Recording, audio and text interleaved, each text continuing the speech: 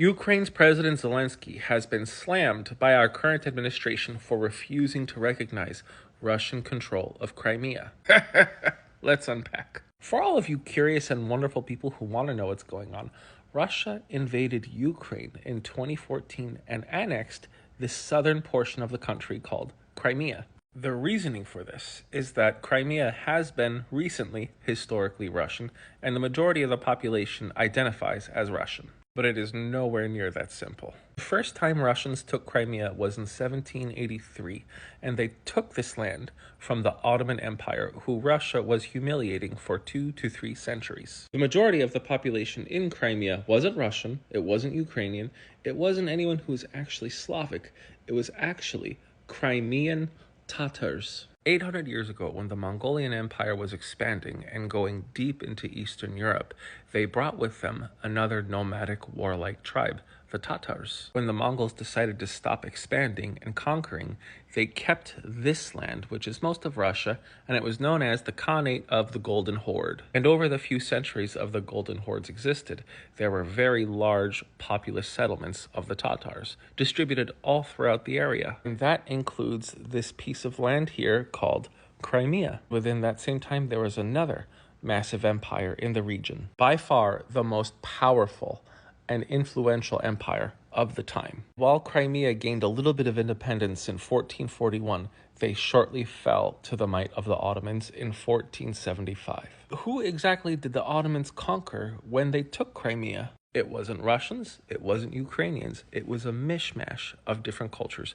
There were Greeks, there were Turks, there were some Slavs in the north of Crimea, but mainly Crimean Tatars, who formed a cultural identity after centuries of Mongol or Golden Horde rulership. Now, before the Ottomans took over, there was a small Muslim population in the region, but that became the majority after a few generations of the Ottomans being in control. During the rulership of the Ottoman Empire, the Crimeans lived rather peacefully, aside from them constantly raiding their neighbors. And that was on purpose. They were such skilled and effective raiders that the Ottomans employed them to do this, especially against Russia. They were instrumental in a lot of raids pushed by the Ottomans during the Russo-Turkish War, which started around the late 1500s and ended around the 1800s. As time progressed, the Ottoman Empire began losing bits and pieces of land, especially to Russia. And by 1783, the Russians wrested control of the Crimean Peninsula from the Ottomans during the reign of Catherine the Great.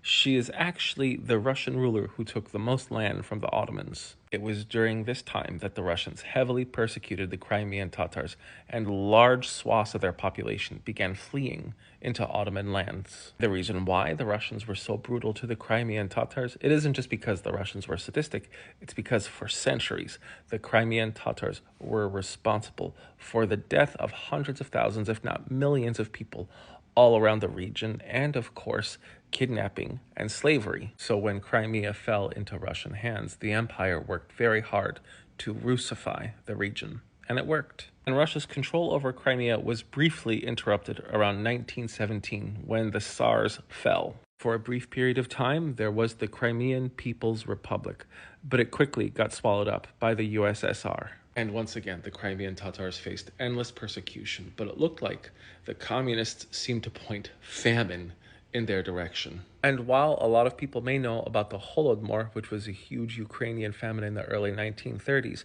very few people talk about the Crimean famine from 1921 to 1923. It wasn't until 1954 where Nikita Khrushchev gifted the Crimean Peninsula to the land of Ukraine. But it was all part of the USSR, so technically it was all the same country. By 1991, when the USSR fell, Crimea was still part of Ukraine, but it was an autonomous republic, meaning these people were able to elect their own politicians, guide their own culture. All they had to do was recognize the higher federal authority in Kyiv.